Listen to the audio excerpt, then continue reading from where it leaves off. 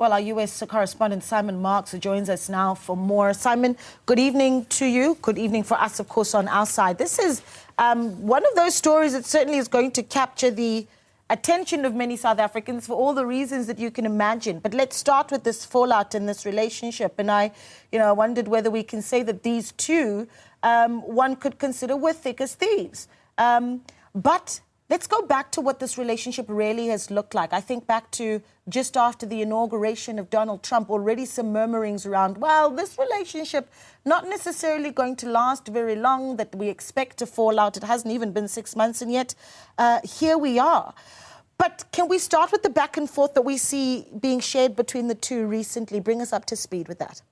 Yeah, I mean, it's now trench warfare, Naledi, between Donald Trump and Elon Musk. All the more remarkable for the fact that only last Friday, less than a week ago, Donald Trump held that appearance with Elon Musk in the Oval Office, the formal send-off for Mr. Musk. He was going to be leaving Washington, D.C., not insisted Donald Trump entirely leaving the administration. He would be back and forth between his businesses and Washington, and yet it was apparent that Elon Musk's time as the head of the so-called Department of Government Efficiency was at an end. Now, when they held that joint appearance at the White House, it was deliberately designed to try and paper over reports that there were strains in their relationship over this absolutely massive tax and spending bill that President Trump has sent up to Capitol Hill. It is absolutely a pivotal piece of legislation as far as the president's economic policies are concerned. It's the flip side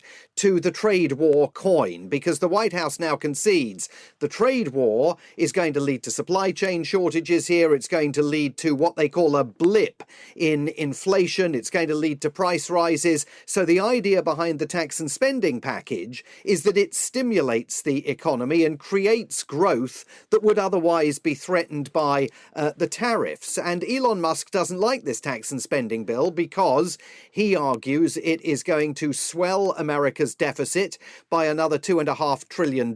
He thinks the public spending in there is, as he's put it, a massive, disgusting abomination. He thinks it's going to undo all of the cuts in public spending that he oversaw when he was running the Department of Government Efficiency.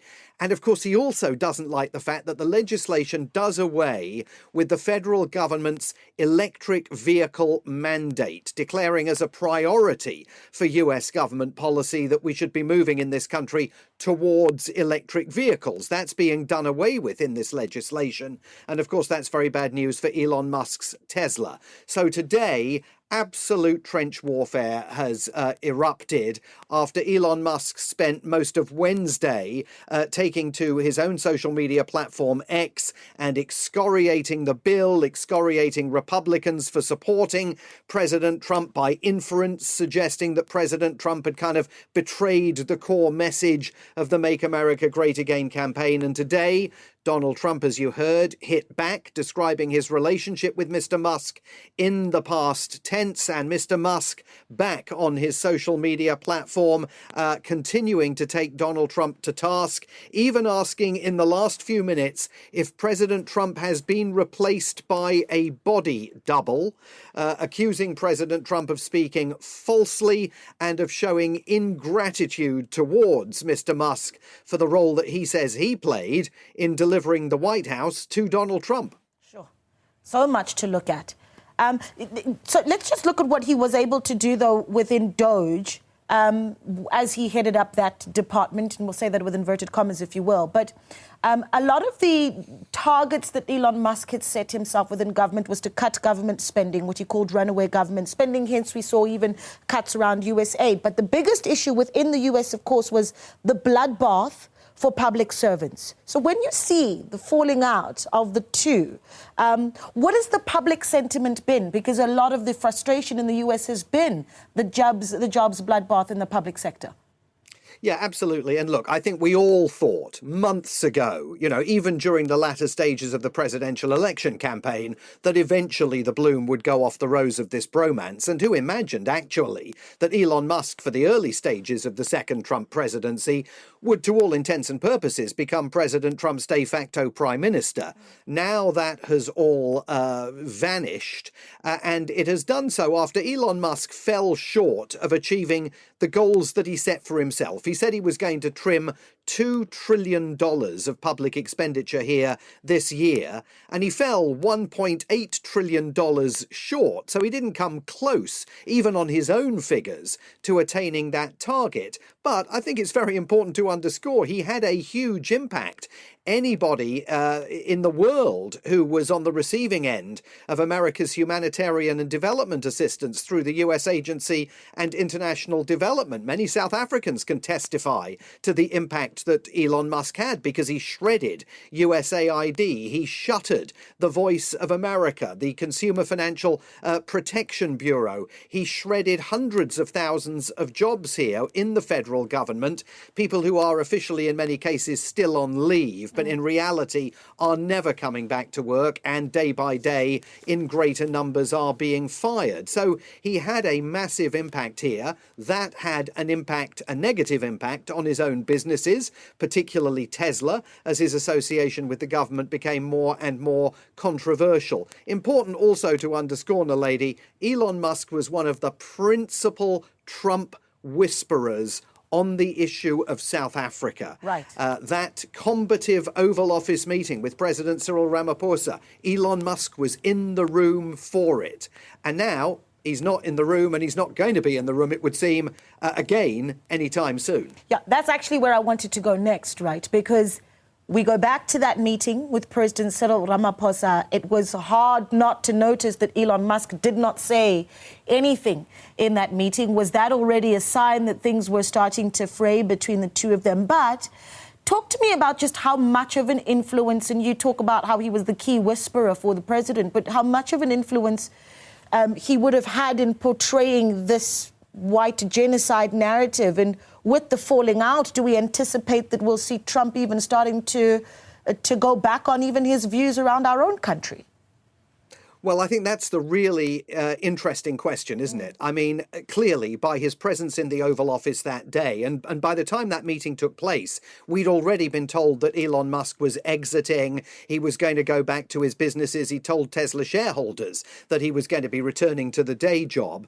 And in fact, the day before the meeting, reporters here were told that Elon Musk would not be in the Oval Office. And then, of course, he showed up. So that, I think, really underscored the notion that Mr. Musk has been one of the voices that have been influencing President Trump to believe that Afrikaner farms are actively being expropriated without compensation under the terms of the Expropriation Act, even though they are not, to believe that there is a genocide taking place in South Africa and that the American media is engaged in a conspiracy to cover it up.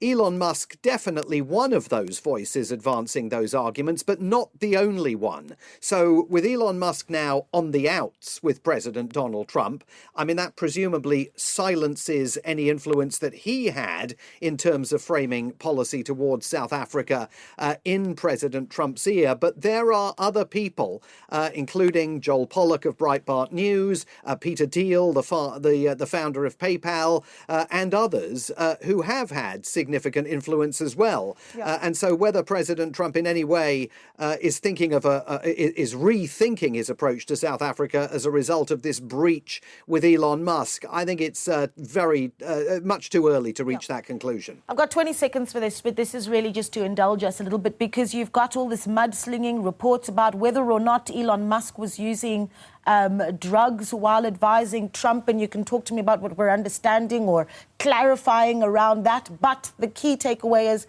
we're expecting the mudslinging to continue. Two people with really big and powerful platforms. Yeah, I mean, if you saw the appearance with Donald Trump in the White House last Friday, it was absolutely apparent that Elon Musk's behavior was extremely erratic. And that attracted an enormous amount of attention here, coupled with the reports by the New York Times and others pertaining to his alleged drug use while he was in government service. I mean, more broadly, the mudslinging absolutely is going to continue. And Donald Trump's got to be careful, because Elon Musk remains, for all the difficulties that he's faced, the richest man in the world with the capital at his disposal if he chooses to try and influence the outcome of the midterm elections in this country in November of next year and the presidential election in 2028. So Donald Trump may quickly discover that it was much better having Elon Musk inside the tent than having him outside it and very much now engaged in a blazing argument over this particular piece of legislation with the president. Yeah. Immediately the saying, when two elephants go to war, comes to mind. Simon, thank you so much for your time. We do appreciate it. Simon Marks there, our correspondent speaking to us in the US.